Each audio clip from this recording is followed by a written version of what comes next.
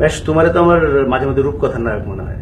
খেলার সীমানা ছাড়িয়ে তুমি একটা ন্যাশনাল হিরোর একটা পর্যায়ে চলে গেছো। এই ব্যাপারে তোমার কেমন লাগে এই ব্যাপারটা? না, অবশ্যই ভালো লাগে, কারণ যে কোনো দিক থেকে বাংলাদেশের প্রতিনিধিত্ব করা একটা আলাদা আনন্দের। সো ওই জায়গা থেকে তো অবশ্যই ভালো লাগে। সবার ফোকাসটাও আছে, এই জন্য হয়তো বা বেশি হাইলাইটেডও হচ্ছে। কিন্তু আপনি যদি ওভারঅল দেখেন, বাংলাদেশে অনেক হিরো আছে, এটা সত্যি কথা। অনেক দিক থেকে আমরা যদি সত্যিকার অর্থেই তাদের সম্বন্ধে জানতাম, তাদের সম্পর্কে যদি সবকিছু তুলে ধরা হতো, যেমন ধরেন আব্দুল্লাহর কথাই বলি।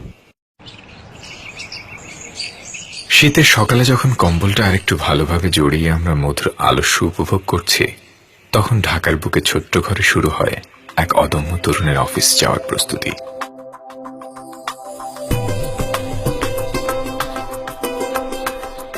সদরঘাটের বুকে বিশাল অফিসের ডেস্ক, তার জাহাজের রেলিং। ক্লায়েন্ট আসবে, কাজকর্ম শুরু হবে। নিজেকে কনফিডেন্ট করে নেয়া আরো একবার।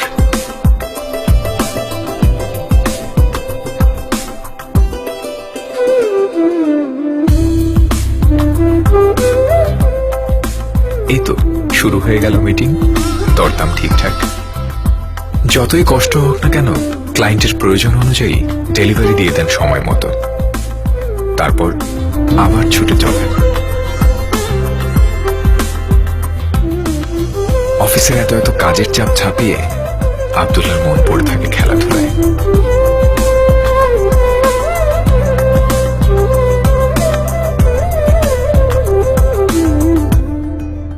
কাজ শেষে তার অস্থির লাগতে থাকে, কখন যাবেন খেলার মাঠে।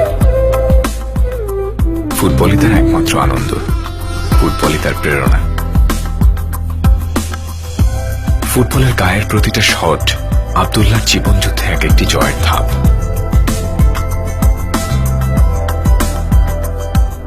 সব বাধা পেরিয়ে দুরন্ত গতিতে এগিয়ে চলা এই তরুণ আব্দুল্লাহরাই আমাদের নায়ক। ঝালকাঠি শারমিন, সে তার পুরো ডিটেলসটা শোনার পরে আমি আসলে অবাক হয়ে গেছি। জীবনে চলার পথে কোনো কোনো পরিস্থিতি জীবনকে থমকে দেয়, কেউ কেউ আবার সব বাধা ভেঙে দিয়ে এগিয়ে চলে দৃঢ় পায়। এরকমই এক হার না মানা মেয়ে শারমিন আক্তার। পড়াশোনায় ছিল তার দারুণ আগ্রহ, অনেক বড় হতে চায় সে। কিন্তু 9-এ উঠতেই মা তাকে জোর করে বিয়ে দিতে চাইলেন, মেয়ের পড়াশোনা বন্ধ করে দিয়ে। বাবা তখন প্রবাসী, বিয়েতে রাজি না হয় আটকে রাখা হলো তাকে।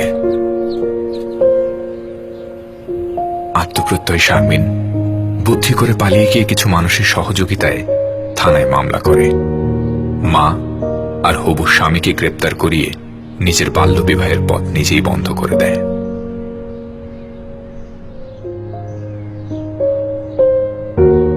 শারমিন স্বপ্ন দেখে পড়াশোনা করে বড় হয়ে মেয়েদের প্রতি এ ধরনের নির্যাতনের প্রতিবাদ করবে।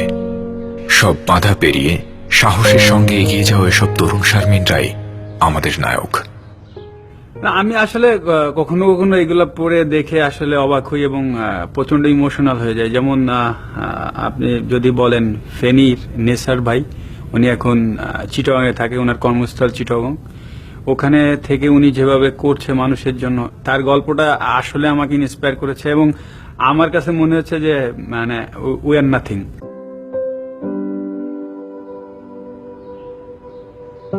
17 কোটি জনসংখ্যার এই দেশে বেশিরভাগ মানুষই নিজেকে নিয়ে ব্যস্ত। আজ শোনা যাক এক ব্যতিক্রম মানুষের গল্প। মানুষটির নাম সাইফুল।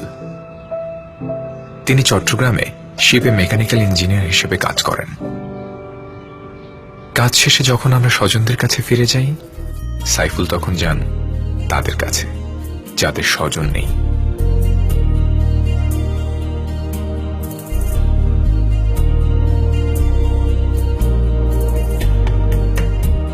হ্যাঁ, হাসপাতালে অজ্ঞাতনামা রোগীদের সুস্থ করে বাড়ি পৌঁছে দেয় সাইফুলের ব্রত।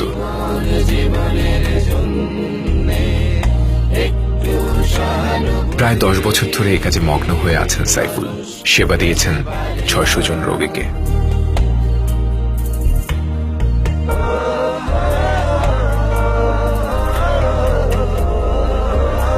ঔষধ বা খাবার কিনে দেওয়ার সব দায় দায়িত্ব নেন এই মানুষটি, নিজের সাধ্যের মধ্যে যতটুকু পারেন।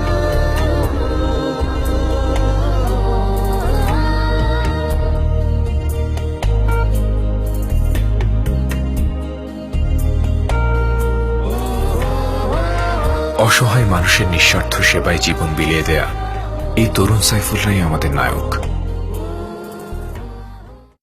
আমি বিশ্বাস করি ওনাদেরকে আরো বেশি হাইলাইটেড করা উচিত। যেমন আমি যদি বলি যে মাবিয়া উনি যখন গোল্ড পেল, গোল্ড পাওয়ার পরে ওনার হিস্ট্রিটা আমরা জেনেছি। জীর্ণ এই চালাঘরটি মাবিয়া আক্তার জগৎ। এখানে প্রায় সবকিছুরই ভার নিতে হয় তাকে। শুধু জীবনের ভার নয়, মাবিয়া ভার নেন আরো অনেক কিছুরই।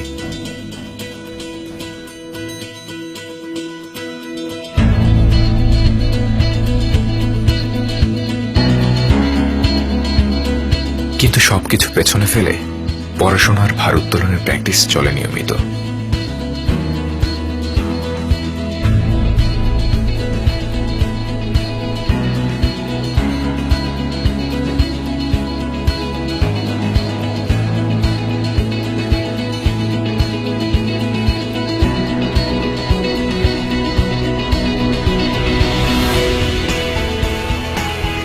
কঠোর পরিশ্রম আর দৃঢ় মনোবল তাকে দিয়েছে অনেক সম্মান আর স্বীকৃতি। এরই মধ্যে তিনি নির্বাচিত হন 2016 সালে সাউথ এশিয়ান গেমসের জন্য। জীবনযাপনের এই টানাপোড়েনে শেষ পর্যন্ত কি যাওয়া হবে তার?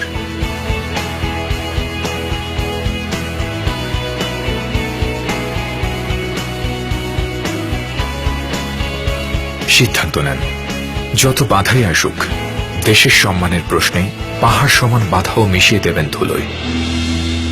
মাবিয়া আক্তার অর্জন করেছে সাউথ এশিয়া গেমসে বাংলাদেশের জন্য প্রথম স্বর্ণপদক।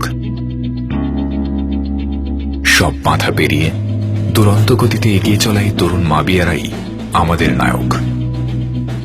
আসলে আমরা তো এত গল্প করলাম, এত দেখলাম, আপনার কাছে একটা জিনিস চাবো, কারণ আমি যাদের কথা বললাম এইমাত্র তারা অ্যাকচুয়ালি আমার চোখে তারা হিরো। সো আসলে খুব ভালো লাগতো যদি তাদের সাথে আপনি আমাকে মিট করিয়ে দিতেন।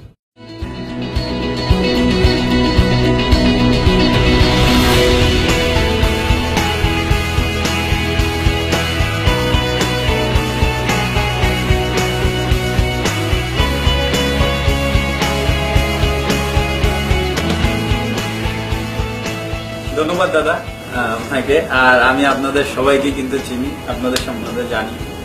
আর আপনাকে তো স্পেশাল ধন্যবাদ। আপনি যখন এসএ গেমসে আপনি যখন গোল্ড পেলেন তখন আমাদের খেলা চলছিল ন্যাশনাল। তো আমরা চিটংয়ে আসলে যাই, ফ্লাইট থেকে নেমে আপনার ওই ভিডিওটা দেখছিলাম। আমরা কি আরেকবার দেখবো ওটা? Now, ladies and gentlemen, let us stand for the national anthem.